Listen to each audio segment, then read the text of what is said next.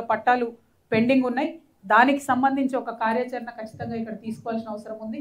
ఇదే ముఖ్యమంత్రి గారు రేవంత్ రెడ్డి గారు కాయస్థు లంబాడాలు ఉన్నారు, వాళ్ళకి మస్తు వాగ్దానాలు చేశారు. కనీసం ఆ వాగ్దానాలన్నీ పక్కన పెడితే పోడు భూమి పట్టాలను ఆ లంబాడాలకు ఇవ్వాలని చెప్పి నేను డిమాండ్ చేస్తూ ఉన్నాను. ఇక ఇందిరమ్మ ఇండ్ల గురించి ఎంత తక్కువ చెప్పుకుంటే అంత మంచిది. ఎంత ఘోరం అంటే ఎంత దారుణమైన పరిస్థితి అంటే వచ్చిన వాళ్ళకే ఇండ్లు ఉన్న వాళ్ళకే ఇచ్చిండ్రు, అది కూడా కాంగ్రెస్ కార్యకర్తలకే ఇచ్చుకున్నారు. ఎక్కడనో అడపా ఒకరికో ఇద్దరికో ఇస్తే లంచం తీసుకున్నారు. సరే ఏదో ఒకటి కాలవడని ఇల్లన్న గట్టనిస్తారా అంటే ఇప్పుడు ఉన్న ఇల్లు ఊలగొట్టుకుంటేనే ఇందిరమ్మ ఇల్లు ఇస్తామని చెప్తున్నారు.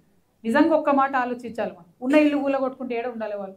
సిటీలో కావచ్చు, ఊర్లలో కావచ్చు, ఉన్న ఇల్లు కూలగొట్టుకుంటే ఎక్కడ పోయి ఉండాలి? మరి ఉన్న 2, 3, 4 నెలలకు రెంట్ కడతారా? ఊర్లలో ఇంకోళ్ళు కిరాయిలకు ఇస్తారా? ఇయర్ కదా. అవన్నీ ప్రాక్టికల్ పరిస్థితులు మనకు తెలిసినాయి. దానికి ఏదన్నా ఒక ఉపాయం దయచేసి ఎమ్మెల్యే స్థాయిలోనో ఆ ఇందిరమ్మ కమిటీలు వేసిన దగ్గరనో ఆలోచన చేసి మంచి సొల్యూషన్ వెతకాలని చెప్పి నేను డిమాండ్ చేస్తూ ఉన్నాను. ఇందిరమ్మ ఇండ్లకు డబ్బులు అడుగుతున్న విషయం ముఖ్యమంత్రి గారు తెలుసుకోవాలి, షబ్బీర్ అలీ గారు తెలుసుకోవాలి. కాంగ్రెస్ కార్యకర్తలు కట్టడి చేసిన ఇందిరమ్మ ఇండ్లకు అర్హులైన వాళ్ళకి ఇప్పించాలని చెప్పి నేను డిమాండ్ చేస్తూ ఉన్నా. ఇక మనకు మంచి 2 పెద్ద ఆలయాలు ఉన్నాయి. ఒకటి త్రిలింగేశ్వర స్వామి ఆలయం నాగిరెడ్డిపేట మండలంలో ఎల్లారెడ్డి నియోజకవర్గంలో, అదేవిధంగా కాలభైరవ స్వామి టెంపుల్. ఈ రెండింటికి కూడా నేను స్వయంగా డబ్బులు చెక్కులు రెడీ చేసుకుంటే కూడా అంతకుముందు అక్కడ ఉన్న ఎమ్మెల్యే గారు ఇవ్వకుండా అడ్డుపడ్డారు. మరి పోనీ నాకు అడ్డుపడ్డావు, మీరన్నా తెచ్చిరా అంటే అప్పుడు తేలేదు, ఇప్పుడు తేలేదు. మనుషుల మీద కోపమే, దేవుళ్ళ మీద కోపమే, ఇది ఎక్కడిలో. కనీసం ఇప్పటికన్నా త్రిలింగేశ్వర స్వామి వారి ఆలయానికి, కాలభైరవ స్వామి టెంపుల్కి మీరు ముందడుగు వేయాలి. మీరు ముందడుగు వేయకపోతే మేము జాగృతి నుండి సిఎస్ఆర్ ఫండ్స్ తీసుకొచ్చి వాటిని డెవలప్ చేసుకుంటామని కూడా చెప్తా ఉన్నాం. మరి ఎల్లారెడ్డిలో ఇప్పుడు ఎమ్మెల్యేలు ఉన్నారు, ఆయన ఏంది మదన్మోహన్, ఆయన ఎట్లుంటాడో కూడా అక్కడ వాళ్ళు మర్చిపోయినట్టున్నారు. అసలు ఆయన 3 నెలలకు ఒకసారి వస్తాడని నేనంటే లేడీస్ చెప్తారు, 3 నెలలు ఎక్కడక్క, 2 ఏళ్ళే కనని పడతలేడు మనిషి అని చెప్తున్నారు. చాలా దారుణమైన పరిస్థితి ఉంది. మరి ఎమ్మెల్యేలు కనీసం అప్పుడో ఇప్పుడో ప్రజలలో తిరగకపోతే ఎట్లా అన్న విషయాన్ని కూడా ప్రజాప్రతినిధులు ఆలోచించాలి. అయితే నేను ఈరోజు కామారెడ్డి జిల్లాలో ఉన్నటువంటి యువమిత్రులందరినీ కూడా కోరుతా ఉన్నా. ఇప్పుడు సర్పంచ్ ఎన్నికలు వచ్చినాయి, మీ ఊర్లలో ఓట్లు అడగడానికి అందరు వస్తారు. ఖచ్చితంగా ప్రశ్నించండి దయచేసి. ఎందుకంటే ఈ 15 రోజులు ఓట్ల తర్వాత మళ్ళీ మీకు ఎవరు కనబడరు. కాంగ్రెస్ వాళ్ళు వచ్చినా, బీజేపీ వాళ్ళు వచ్చినా, బీఆర్ఎస్ వాళ్ళు వచ్చినా క్వశ్చన్ చేయండి. మీరు ఏం చేస్తారు మా ఊరికి అని క్వశ్చన్ చేయండి. మాట తీసుకొని మీకు నచ్చినోని గెలిపించుకోండి. కాకపోతే వాళ్ళు ఇచ్చినటువంటి మాట తీర్చేంత వరకు వాళ్ళ తాట తీయండి అని చెప్పి యువమిత్రులందరూ కూడా నేను కోరుతా ఉన్నాను. లేకపోతే ఏమవుతుందంటే రాజకీయాలు మారవు, చెప్తారు బయటపడతారు, గెలుస్తారు బయటపడతారు, తర్వాత మిమ్మల్ని కనీసం పట్టించుకోరు, చూసుకోరు. కాబట్టి యువమిత్రులు మేల్కోవాలి. మాడబిడ్డలు చాలా నయం. ఎవ్వరు వచ్చినా ఊర్లకు ఖచ్చితంగా క్వశ్చన్ చేస్తారు మాడబిడ్డలు. ఎంఐసార్ ఇల్లు ఇస్తానో ఎందుకు ఇవ్వలే, ఎంఐసార్ పెన్షన్ ఇస్తానో ఎందుకు ఇవ్వలే అని అడుగుతారు. మా ఆడబిడ్డలకు ఉన్న చైతన్యం యువమిత్రులు తెచ్చుకోవాలని చెప్పి నేను ఈ సందర్భంగా రిక్వెస్ట్ చేస్తూ ఉన్నాను. అదేవిధంగా కౌలాస్ కోట మీ అందరికీ తెలుసు, చాలా మంచి కోట. దాన్ని ఇదివరకు బీబీ పాటిల్ గారు దత్తత తీసుకున్నారు. దత్తత తీసుకున్న ఆయన ఏం చేయలేకపోయారు. 2 సార్లు అక్కడ జెండా పండుగ చేసిరు, జెండా ఎగిరేసిరు. కాకపోతే అంతకు మించి ₹1 కూడా కౌలాస్ కోటకు రాలే.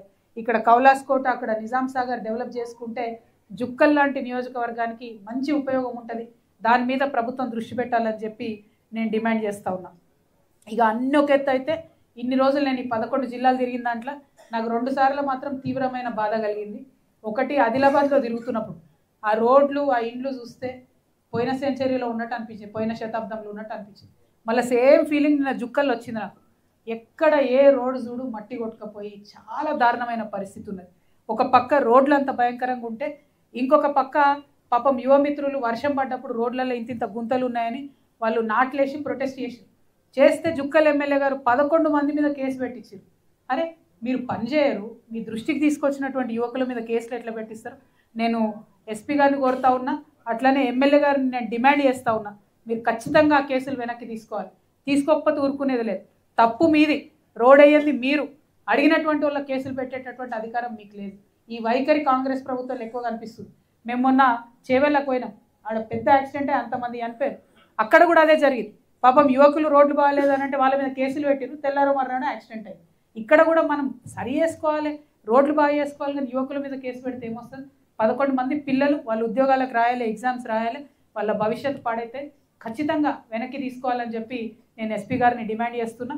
మీ అందరికీ నా సంగతి తెలుసు, నేను చెప్పి ఊరుకోను, ఫాలో అప్ చేస్తాను, లెటర్లు రాస్తాను, అవసరమైతే కోర్టు దాకా పోతాం. అది జరగక ముందే వెనక్కి తీసుకోవాలని చెప్పి నేను డిమాండ్ చేస్తూ ఉన్నాను.